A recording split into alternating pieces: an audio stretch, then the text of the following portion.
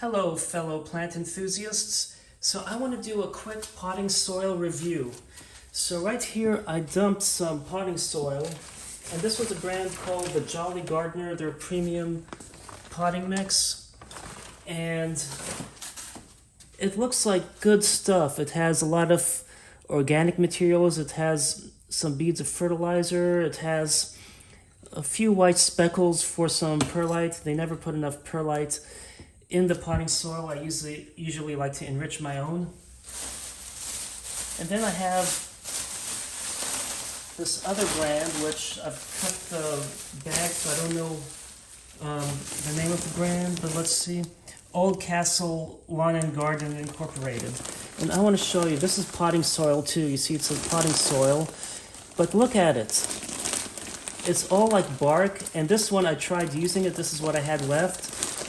And it essentially clumped, and it would like compact and kill the plants. Even the perlite you see in here is because I mixed a few things in there trying to get it better. So that brand is horrible. You can see this how more loose and airy, this how, even though it's a little wetter, how compact.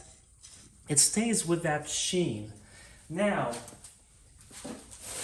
the question is, how do these compare to the brand you can get at the Dollar Tree?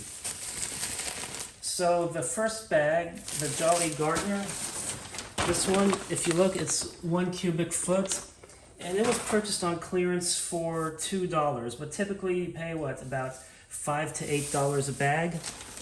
This thing, I actually got it for free. It was at a garden area of my old apartment, 1 cubic foot. Someone had placed it there next to the garden area I reserved, and I'm like, cool.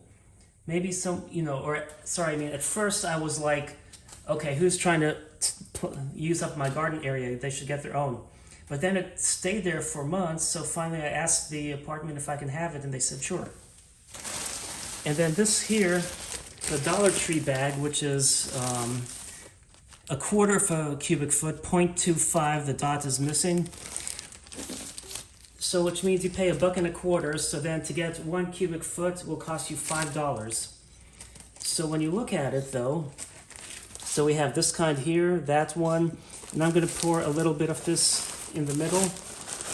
Now keep in mind that the color indicates how wet it is or not, and you can see a lot of organic matter. So much organic matter that it gives you enough roughage without the perlite, although this will decay over time.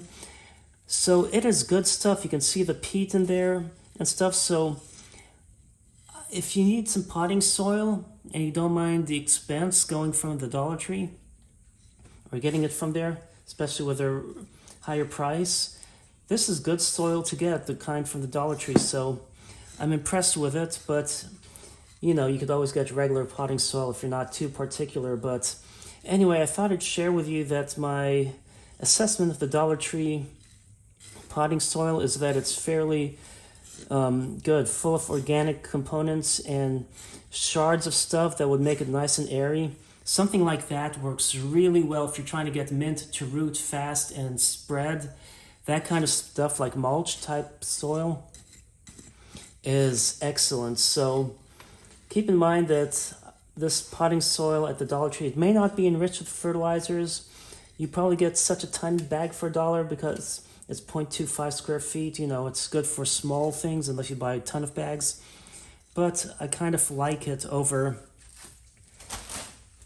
the Old Castle bag. I'm not sure where you buy that. And the other one is basic one I have to add perlite to. Well, I hope you enjoyed this video. Thanks for watching and happy planting.